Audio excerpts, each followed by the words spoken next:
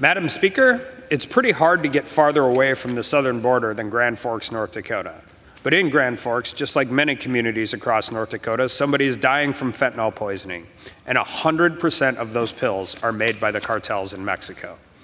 I rise today in support of my Amendment Number 1 to the fiscal year 2025 Department of Homeland Security Appropriations.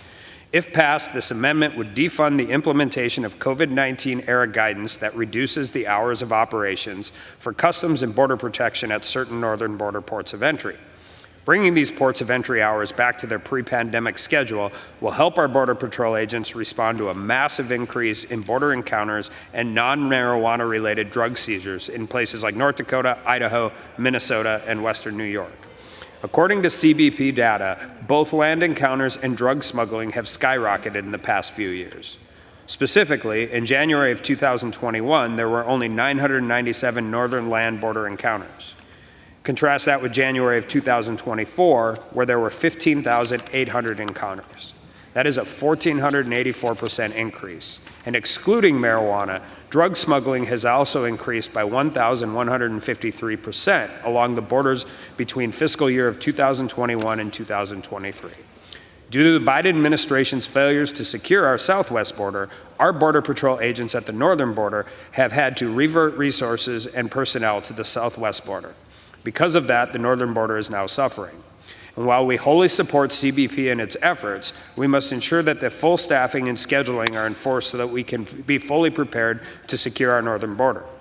Since the onset of the COVID-19 pandemic, CBP reduced hours of many of the ports of entry to mitigate the spread of the virus. Though the pandemic has long been over, those shortened hours have stayed in place. This amendment would return those ports of entry to schedules they operated before the pandemic. And while CBP has extended hours for some of the ports, others have been forgotten.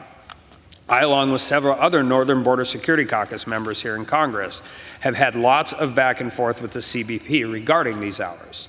Expanding these hours will not only allow more staffing to apprehend and seize any illegal activity attempting to cross the border, but it will also greatly help the needs of Americans at the northern border.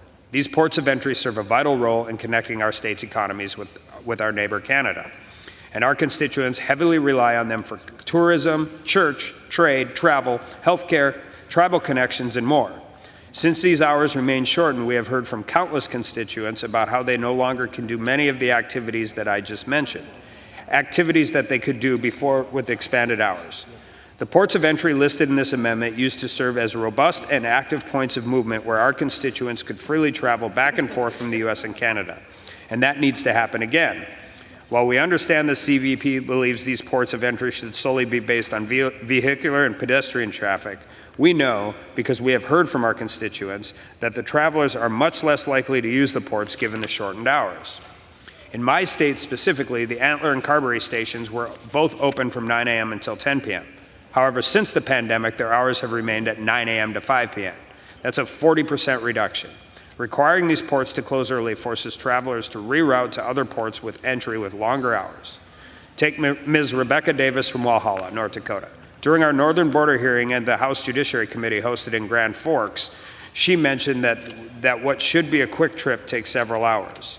She highlighted that our small towns, and when I say small towns, I mean really small towns, often get wrapped in the red tape of legal commerce on the border at the same time when we allow the open flow of illegal commerce on the southern border.